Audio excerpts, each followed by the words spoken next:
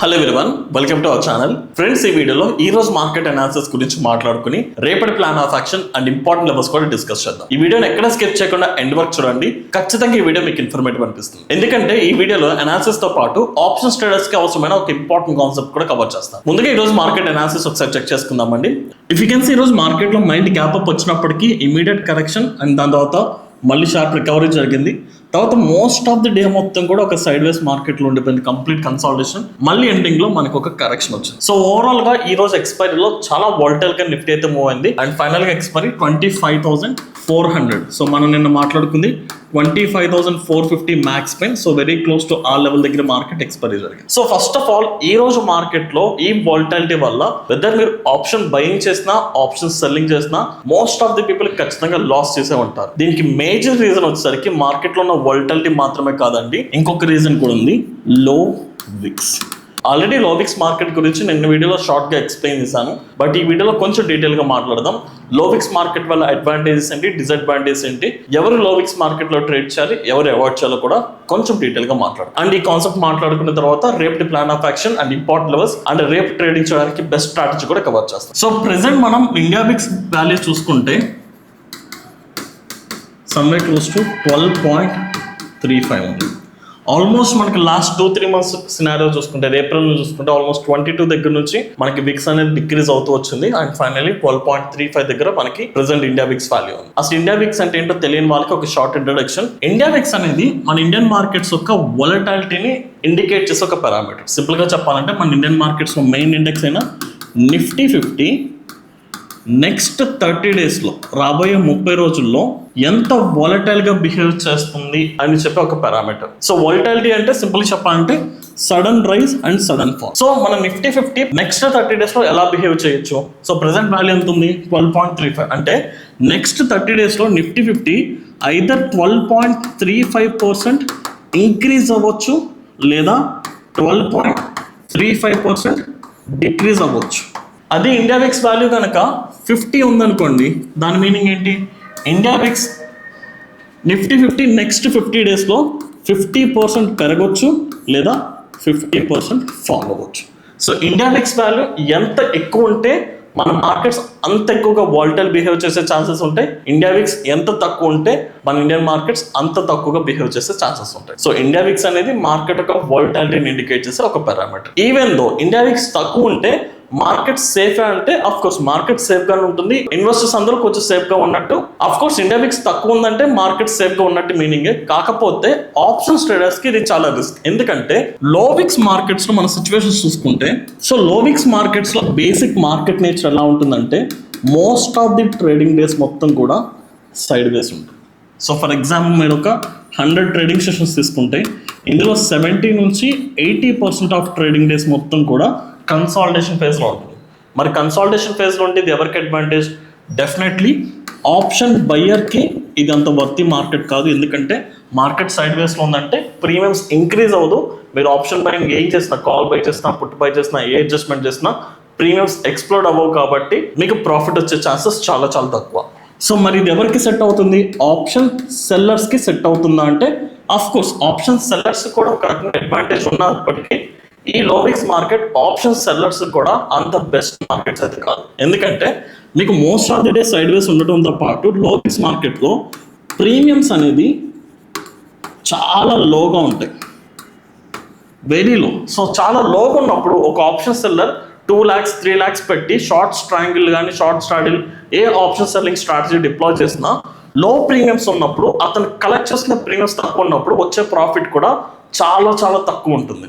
అంటే ఇలాంటి సినారియోలో most of the times ఎలా ఉంటుందంటే, for example at the money దగ్గర ఎక్స్పైరీ రోజు ఈరోజు చూసుకుంటే మీకు 30 రూపీస్ ఆర్ 40 రూపీస్ ఉంటుంది ప్రీమియం. సో ఒక కాల్ని ఒక పుట్ని మీరు సెల్ చేసుకుంటే మ్యాక్సిమం మీరు 60 నుంచి 70 ప్రీమియం వరకు మాత్రమే మీరు కలెక్ట్ చేసుకోగలరు ఒక లాట్కి. అంటే నార్మల్ డేస్లో మీకు ఇదే ఎట్ ది మనీ దగ్గర ఎక్స్పైరీ రోజు ఎలా ఉంటుంది? ఒక 70 రూపీస్ నుంచి 100 రూపీస్ ప్రీమియం ఉంటుంది. అంటే 50% ఆఫ్ ప్రీమియమ్స్ డిక్రీజ్ అయిపోవడం వల్ల మీకు వచ్చే ప్రాఫిట్లో కూడా 50% ఆఫ్ ప్రాఫిట్స్ తగ్గిపోతుంది. అంటే మీకు విన్నింగ్ ప్రాఫిట్ చూసుకుంటే వెరీ లెస్ ప్రాఫిట్స్ వస్తాయి. అలాగే రిస్క్ తీసుకుంటే అంటే ఒకవేళ మీకు వచ్చే మ్యాక్సిమం లాస్ తీసుకుంటే మనం ఇద్దరు మాట్లాడుకున్నట్టు లోవిక్స్ మార్కెట్లో అవుట్ ఆఫ్ 100 days 70 days నుంచి 80 days సైడ్ వేస్ లో ఉంటే రిమైనింగ్ 20 days నుంచి 30 days షార్ప్ వాలటైల్ మూవ్మెంట్స్ ఉంటే మంచి స్పైక్స్ వస్తాయి. అలాంటప్పుడు ఆ స్పైక్స్ వల్ల మీకు వచ్చే లాస్ అనేది హై లాస్ ఉంటుంది. సో రిస్క్ మనం మేనేజ్ చేయడం అంత వర్తి కాదు, ఎందుకంటే ప్రాఫిట్ విన్ అయినప్పుడేమో చాలా తక్కువ ప్రాఫిట్స్ తీసుకుంటాం, బట్ రిస్క్ వచ్చినప్పుడు ఎక్కువ లాస్ వచ్చేస్తుంది. కాబట్టి మనం ఈ రిస్క్ని మేనేజ్ చేయలేనప్పుడు ఓవరాల్గా మీరు లోవిక్స్ మార్కెట్లో సైడ్ వేస్ మార్కెట్ ఉన్నప్పటికీ మీరు ఆప్షన్ సెల్లింగ్ చేసినప్పటికీ మీకు నెట్ P&L నెగిటివ్గానే ఉంటుంది తప్ప మీరు హై ప్రాఫిట్స్ ఎర్న్ చేసే మార్కెట్స్ అయితే కాదు. అందుకని నేను పర్సనల్గా లోవిక్స్ మార్కెట్స్ని మీరు కంప్లీట్గా అవాయిడ్ చేసుకుంటే బెటర్. మరి ఎలాంటి కైండ్ ఆఫ్ ఇండియా విక్స్ ఉన్నప్పుడు మనం ట్రేడ్ చేస్తే బెటర్ అంటే, సో జనరల్గా సేఫ్ సైడ్ వెళ్ళాలనుకుంటే 13 నుంచి 18 మధ్యలో ఉన్నప్పుడు ఇండియా విక్స్ అనేది, so this is good market. Reasonably మీకు మార్కెట్స్లో మంచి ట్రేడింగ్ ఆపర్చునిటీస్ వస్తుంది, మంచి మొమెంటం ఉంటుంది. అది ఆప్షన్ బయర్కి అడ్వాంటేజ్ ఉంటుంది, ఆప్షన్ సెల్లర్కి కూడా అడ్వాంటేజ్ ఉంటుంది. సో ఇండియా విక్స్ 13 బిలోకి వెళ్ళినా 18 అబౌవ్కి వెళ్ళినా మీరు మార్కెట్స్లో ఇంట్రాడే ట్రేడింగ్ అవాయిడ్ చేస్తే చాలా సేఫ్.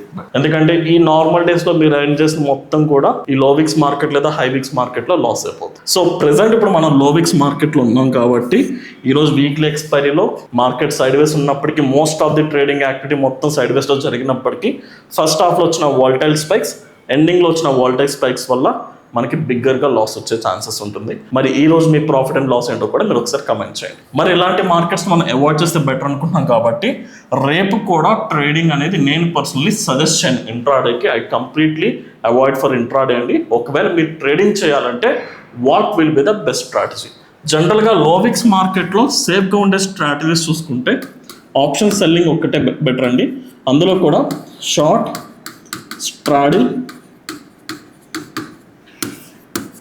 Short, triangles. సింపుల్గా చెప్పాలంటే మనందరికీ తెలుసు అట్ ది మనీకి సంబంధించిన కాల్ అండ్ పుట్ రెండింటిని సెల్ చేస్తాం. అండ్ అలాగే షార్ట్ ట్రయాంగిల్ అంటే ఒక out of the money call, ఒక out of the money put రెండింటిని సెల్ చేస్తాం.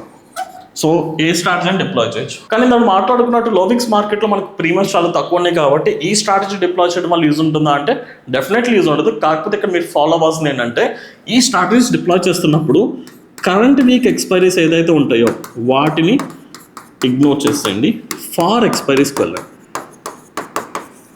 ఫార్ ఎక్స్పైరీకి వెళ్తే సో మీకు లాంగ్ డ్యూరేషన్ ఉంటుంది, ప్రీమియమ్స్ కొంచెం ఎక్కువ ఉంటాయి కాబట్టి ఈవెన్ దో సైడ్ వేస్ జరిగినప్పుడు ఎక్కువ ప్రీమియమ్స్ కలెక్ట్ చేసుకునే ఛాన్సెస్ ఉంటుంది. సో దీన్ని బేస్ చేసుకుని రేపు మనం నిఫ్టీలో కానీ సెన్సెక్స్లో కానీ ట్రేడ్ చేయాలంటే బెస్ట్ స్ట్రాటజీ అంటే చెప్తాము. ఒకసారి అనాలిసిస్ మళ్ళీ ఒకసారి చెక్ చేసుకుందాం. డైరెక్ట్గా 1 hour టైం ఫ్రేమ్కి వెళ్ళిపోదాం. సో ఇప్పుడున్న సినారియో బట్టి స్ట్రాంగెస్ట్ లెవెల్స్ మాత్రం మెన్షన్ చేస్తున్నానండి. So strongest level will be 25,700 నుంచి 800 వరకు మనకు ఒక స్ట్రాంగ్ రెసిస్టెన్స్ ఉంది. అండ్ ఇమీడియట్లీ 25,500 దగ్గర కూడా ఒక రెసిస్టెన్స్ ఉంది. 25,300 strong support and finally 25,000 will be the strong support.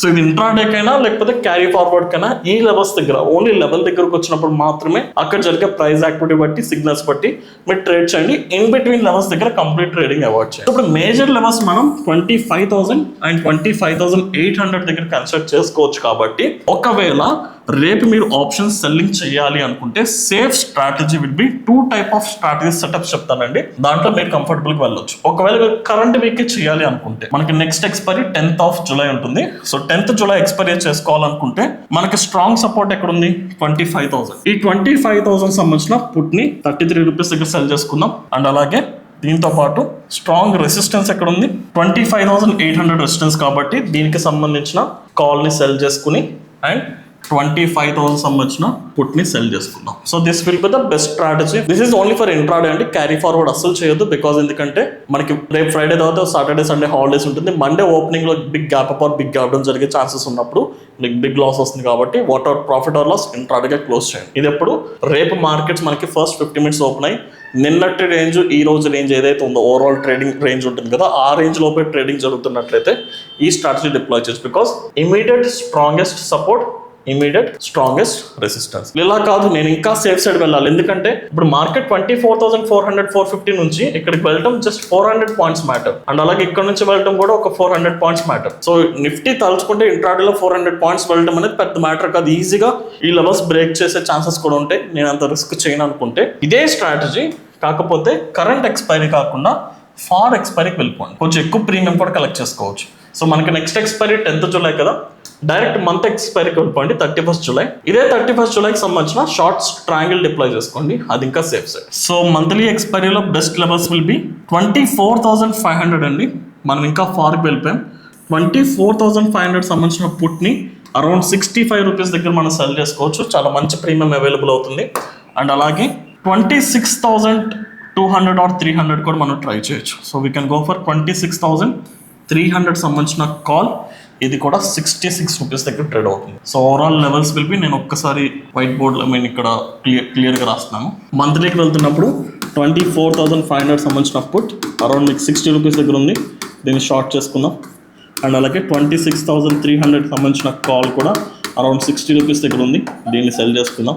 So current market price somewhere close to 25,400 దగ్గర ఉంది, కాబట్టి ఇక్కడ నుంచి మార్కెట్ లైక్ ఈ లెవెల్స్ బ్రేక్ అవ్వాలంటే ఆల్మోస్ట్ మీకు మోర్ దాన్ 700-800 పాయింట్స్ ఉంది, కాబట్టి ఇంట్రాడేలో అంత స్పైక్ రాదు. ఇప్పుడున్న లోవెక్స్ మార్కెట్లో కూడా వీఆర్ ఎక్స్పెక్టింగ్ ఓన్లీ కన్సాలిడేషన్ కాబట్టి, సో ఈ హై ప్రీమియమ్స్లో ఎంతో కొంత టికేలో మీరు అడ్వాంటేజ్ తీసుకునే ఛాన్సెస్ ఉంటుంది. This is only for complete safe traders. So ఈ స్ట్రాటజీ డిప్లాయ్ చేస్తే ఇది అట్లీస్ట్ మీరు ఒక 3 to 4 ట్రేడింగ్ సెషన్స్ కూడా మీరు హోల్డ్ చేసుకోవచ్చు.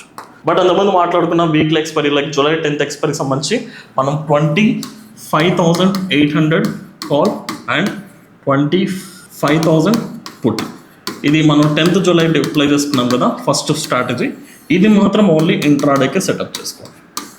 ఓకే, సో ఇది ఇంట్రాడేకి సెటప్ చేసుకుని, సో మేజర్ కన్సాలిడేషన్ జరుగుతున్నప్పుడు మీరు హోల్డ్ చేసుకోవచ్చు. బట్ ఈ స్ట్రాటజీ కనుక డిప్లాయ్ చేసుకుంటే మీరు ఒక 3 to 4 days హోల్డ్ చేసుకుని సో మ్యాక్సిమం బెనిఫిట్ కూడా తీసుకునే ఛాన్సెస్ ఉంటాయి. సో ఈ సెటప్ అనేది only for risk taking people అండి. ఒకవేళ మీరు రిస్క్ టేకింగ్ ఎబిలిటీ ఉంటేనే మీరు తీసుకోండి. కాకపోతే మీకు ఇందాక చెప్పాను కదా, ఇలాంటి లోవిక్స్ మార్కెట్లో విన్ అయ్యేదామో చాలా తక్కువ విన్ అవుతాం, లాస్ అయ్యేది ఎక్కువ ఉంటుంది. బట్ ఒకవేళ మీరు కనుక రిస్క్ టేకింగ్ రెడీగా లేరనుకుంటే ఈ లోవిక్స్ మార్కెట్ని కంప్లీట్గా అవాయిడ్ చేసేయండి. ఈ లోవిక్స్ మార్కెట్లో మీరు ఆప్షన్స్లో ట్రేడ్ చేయడం కంటే you can go for equity, ఏదైనా short term swing trading invest చేసుకుంటే better, right? So this is my plan of action guys. రేపైతే నేను కంప్లీట్ మార్కెట్స్ని అవాయిడ్ చేస్తున్నాను అండ్ విక్స్ కొంచెం ఇంక్రీజ్ అయినప్పుడు ఫుల్ ఫ్లెడ్జ్డ్ గా ట్రేడింగ్ చేస్తాను. ఒకవేళ ఈ లోవిక్స్ మార్కెట్ లో కనుక నాకు ట్రేడింగ్ ఆపర్చునిటీ ఏదైనా దొరికితే రెగ్యులర్ గా యూజ్ చేసే క్యాపిటల్ కాకుండా 50% క్యాపిటల్ మాత్రమే డిప్లాయ్ చేసుకుని ట్రేడ్ చేయడానికి ట్రై చేస్తాను. So this is my plan of action guys. If in case ఈ వీడియో కనుక మీకు ఇన్ఫర్మేటివ్ అనిపిస్తే దయచేసి వీడియోని లైక్ చేసి మీ జెన్యూన్ ఒపీనియన్ ని కమెంట్ సెక్షన్ లో మెన్షన్ చేయడానికి ట్రై చేయండి.